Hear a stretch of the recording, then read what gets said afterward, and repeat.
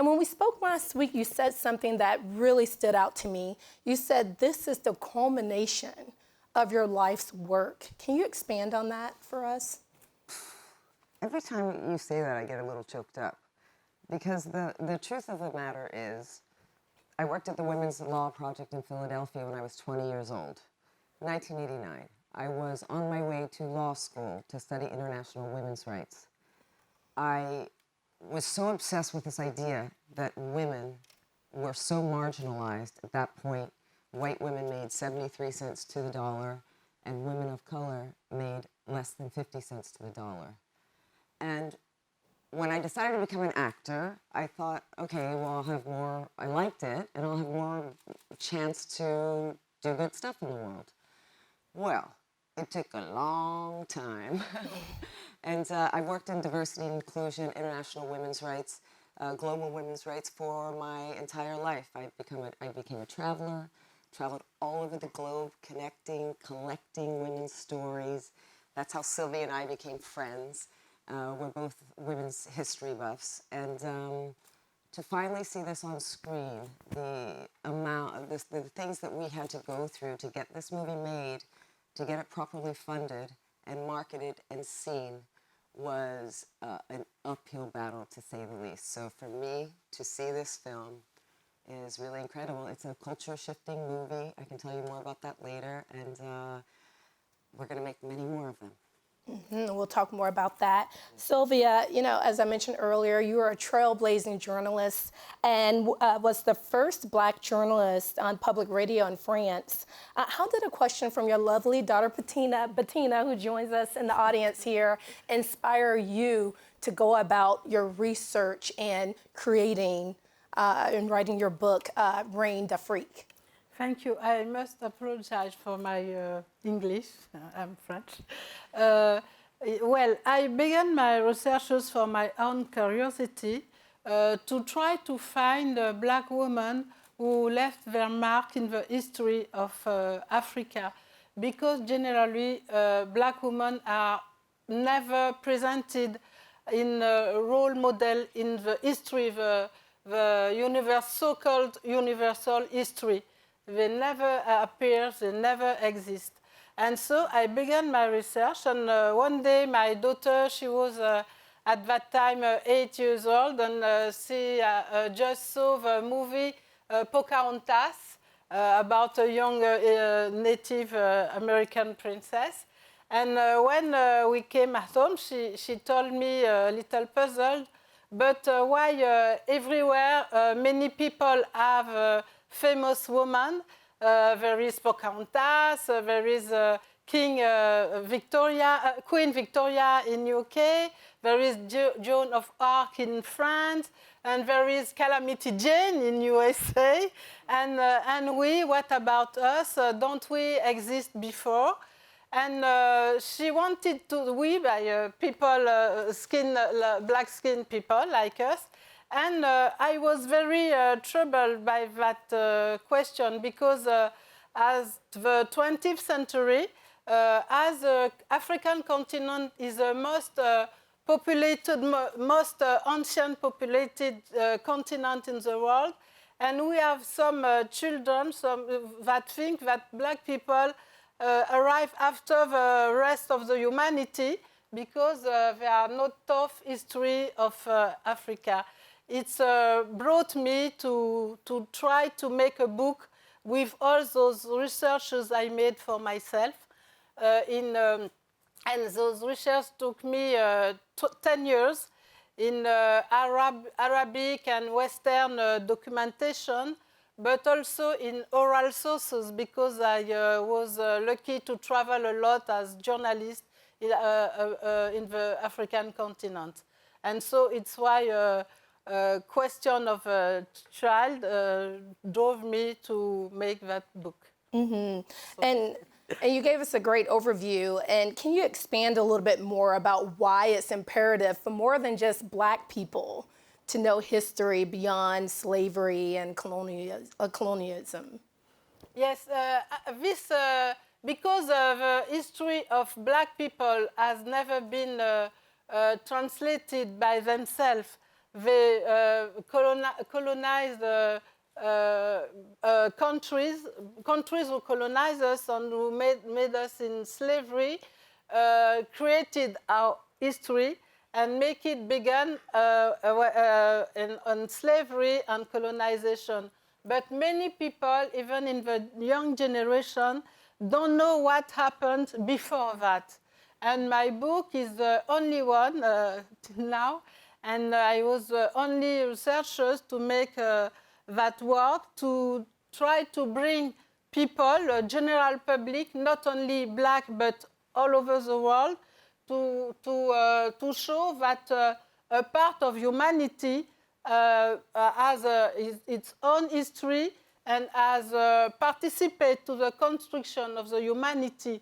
And it's important to have a more equality in the consideration of each other, we and the other people of the world, to know that history, to have a better consideration.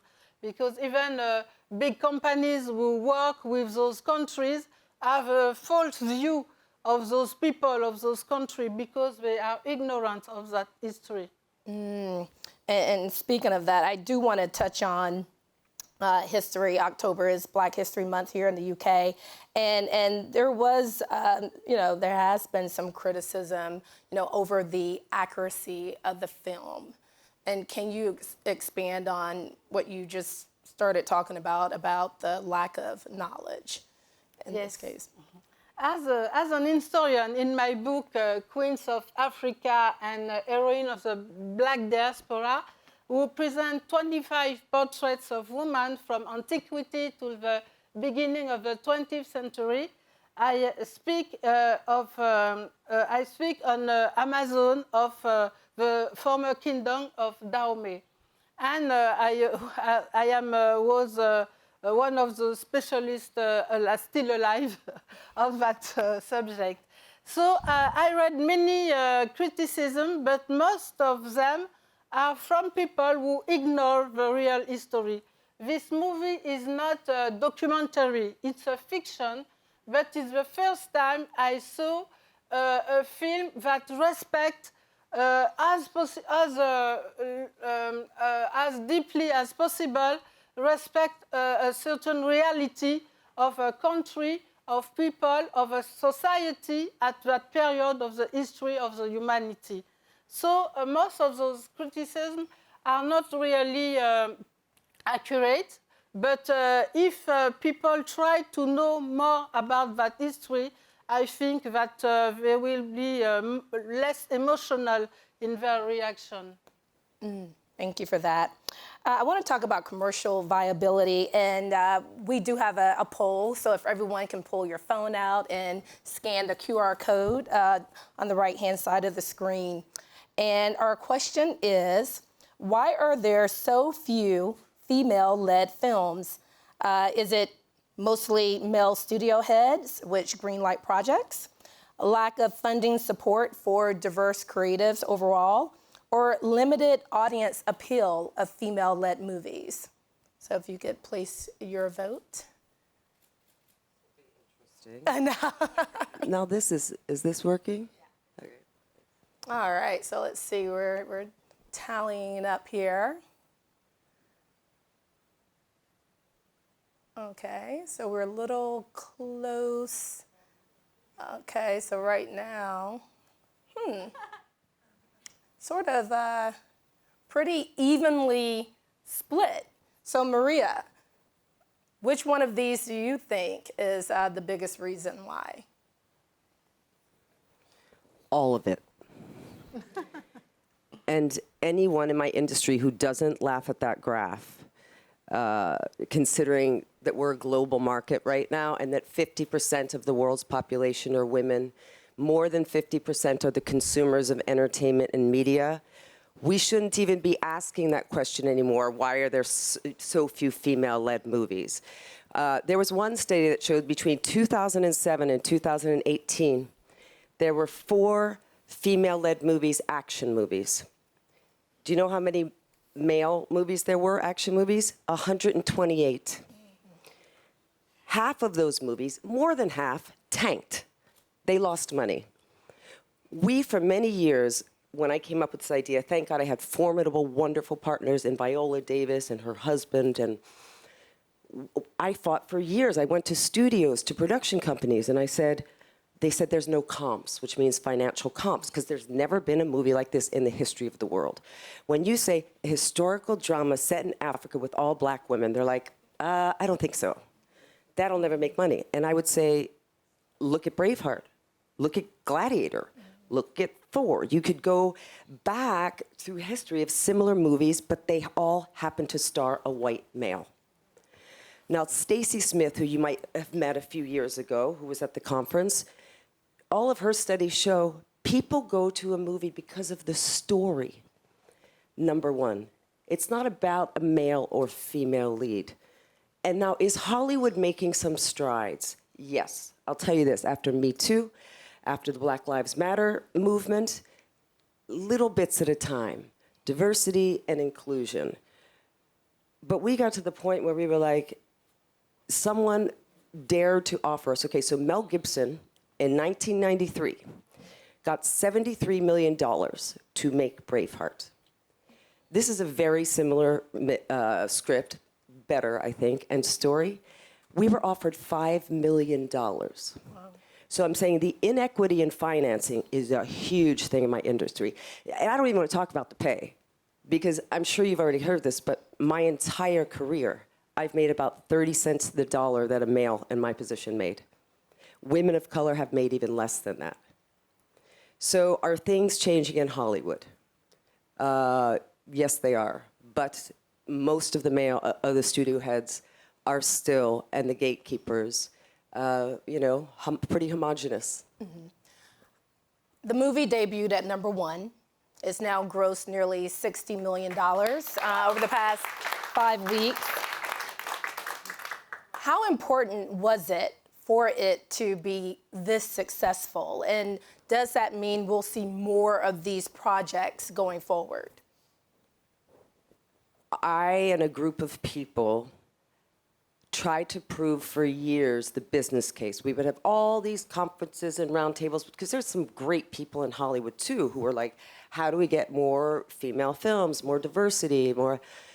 And you know what, in the end, we figured out it's a business case. It's a business. It needs to make money. You have to prove that it can make money. Well, do you know when Black Panther came out, Hollywood had no idea that was going to make money. Everyone was like, oh, I can't believe it. Why can't you believe it? There's no films like that. Diversity is humanity right now. We are very diverse cultures. We're, a global community now. So it's taken them a bit to catch on. Now, when The Woman King came out, yes, it needed to make money to prove it will double its budget, right? So, P.S., we got more than $5 million finally to make the movie. But female films traditionally, in a genre, get a budget of a third of what a male-driven movie gets. So all of these financial things, it had to be successful in order to show that people want to see these movies. And not only women have been going to this movie, men too. Like, I went to Braveheart and loved it. So to show that the commercial viability, we always say now, people talk about diversity and inclusion in our industry, and they're making little tiny steps with it. But what most people don't realize, and they're waking up to, is that diversity is the thing that sells. Diversity is profitability. And we're seeing that over and over again. So we have opportunities now to tell the 25 stories in Sylvia's book, and many more stories over the globe with our network. Mm-hmm. So do you feel now that the term risky bet, when it comes to diverse cast, that it's risky to support those projects? We've had, Parasite, Squid Game, huge hits for Netflix. So are those exceptions to the rule or the new normal? It's the new normal. But Hollywood always thought those ventures were risky. There were 2 movies this last year with male directors, and they tanked. They each lost $100 million. Okay? That's risky. It's risky that half of your movies in the studio that are very homogenous, that are based on white American, European, male sensibility, that they tank, right? They're losing money there. So what we're seeing is the greatest profits right now, particularly because it's becoming a global a global community, and that shows with Squid Games, that shows with Parasite. When I went to Hollywood a few years ago, I had a project that was a global project, right? People from all over the globe in it. And they said, well, audiences won't read subtitles. Audience only want to see, American, European stuff. Well, we've shaken that on its head as well. And we do want new stories from all over the globe. And that's the thing that really will connect us. Mm-hmm. And speaking of which, your book, what are your plans? Are there plans to translate it into English, to turn some of these 25 stories that you've collected over the years into projects?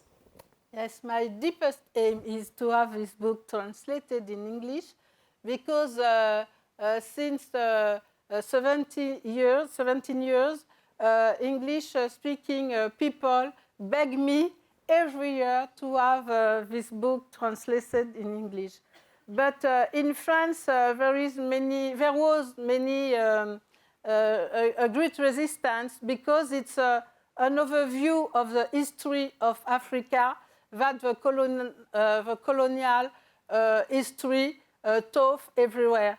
And it's why my former publisher, French one, didn't want that English translation, but I've changed now. And I hope, I hope that I will be heard, and this book can bring many role models.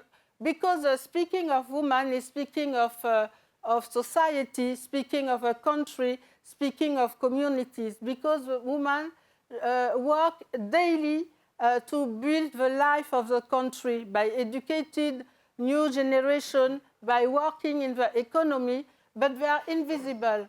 And those women I present in my book also are wearing values that are universal, proud, the sense of freedom, and some of the values that we can find in every countries, in every people on the earth, But the only heroes I knew from my childhood till now are Western heroes. Those values are everywhere. It's why my contribution wants to change that and to make that in the mind of people all the world, that we share many things and we deserve to be heard also. Mm-hmm. And speaking of that, you mentioned the funding challenges you had, with the Woman King. Can you elaborate a little bit on how you're working to decentralize financing and supporting more social justice content going forward? Yes. I'm really excited to announce this new venture, this company. What we realized throughout the years is that companies now, you're doing it as well, you're starting to have divisions of inclusivity and diversity. We have built a company with incredible partners. I would say the female OG executive of my business who wrote the fucking playbook on diversity and inclusivity and proved, and over many years, this is the way the money is. This is where the money goes. So we have an incredible team of people that assembled quite quickly. We have women creators mining stories on 6 of the 7 continents. If anyone knows anyone from Antarctica, please let us know. It's the only country we don't have. And we have a few good men who are, again, formidable, older OGs in our business that have always hired women, that have always seen this, and that are like, okay, it's time. Market, global, money, let's go. So I'll be able to tell you more about it in the next month. We're going to be announcing it, but we don't have to worry in our company about doing classes on diversity and inclusion and incremental steps, because our entire company is built on those principles, and we would never, never go away from that. All right, our final question.